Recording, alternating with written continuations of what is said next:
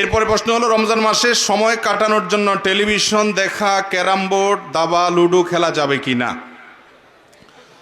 রমজান মাসে সময় কাটানোর জন্য অনেক কপাল পড়া আছে, যে কাজ কাম নাই, খাবারের ঝামেলা অন্তত নাই, এই টাইমটা অন্তত টিভি দেখে সময় কাটানো যায়। সময় কাটে না। আমাদের হাতে এত সময় যে এটা কাটানোর জন্য আমাদের লুডো খেলা লাগে, ক্যারাম খেলা লাগে এবং টিভি দেখা লাগে। আর সাহাবীদের কাছে সময় এত কম ছিল, তারা এসে নবীজির কাছে বলতেন, ইয়া রাসূলুল্লাহ, ইসলামের এত কাজ, এগুলো করে আমরা কুলাই না, আপনি একটু সংক্ষেপ করে দেন, সময় পাচ্ছি না। তারা সময় পাইতেন না সাহাবীরা, আর আমাদের এত সময় যে কাটানোর জন্য এগুলো করা লাগে। মনে রাখবেন, রোজার উদ্দেশ্য মানুষকে মুত্তাকি বানানো।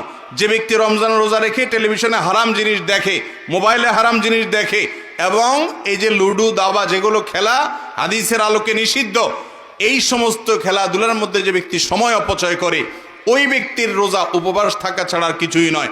আপনার হাতে যদি সময় থাকে, আপনি কোরআন তেলাওয়াত করেন, আপনি একটা ইসলামিক বই পড়েন, আপনি একটা নলেজ অর্জন করেন, স্কিল ডেভেলপমেন্টের জন্য কোনো উদ্যোগ নেন, আপনি অন্য মানুষের উপকার করেন, বইয়ের ইফতারি বানানোতে হেল্প করেন, মায়ের কাজে সহযোগিতা করেন। কাজের অভাব নেই। যারা অকর্মা, নিষ্কর্মা, যারা অলস, যারা সমাজ এবং পরিবারের বোঝা, সে মানুষগুলা বলে সময় কাটানোর জন্য আমরা কিছু। সময় আপনি কাটান কোত্থেকে? সময় তো আপনার পাওয়ারই কথা না। রমজান উপলক্ষে 22টা স্পেশাল আমল আছে। কয়টা?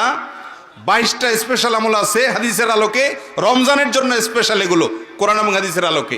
এই 22টা স্পেশাল আমলের তালিকা টাঙ্গায় রেখেন, দেখবেন বেহুশ হয়ে যাবেন আমল করতে করতে। কখন আপনি ক্যারাম খেলবেন? অতএব রোজা রেখে এগুলো করা জায়েজ নাই।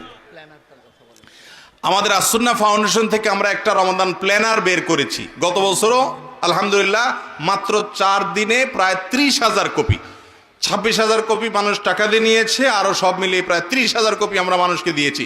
এই বছর রমজান প্ল্যানার আমরা অনেক আগে প্রিন্ট করে ফেলেছি। রমজান প্ল্যানার উদ্দেশ্য হলো যে প্রতিদিন আপনি কি কি কাজ করবেন, কিছু প্রস্তাবনা দেওয়া আছে।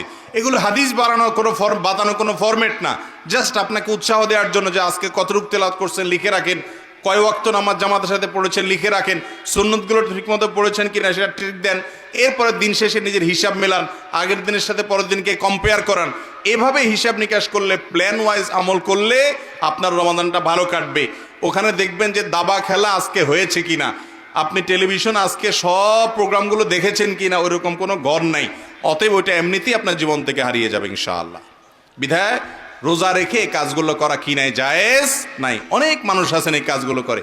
প্রবাসীদের মধ্যে অনেকে আছেন, বিশেষ করে মিডল ইস্টে যারা থাকেন, সারা রাত কাজ করে।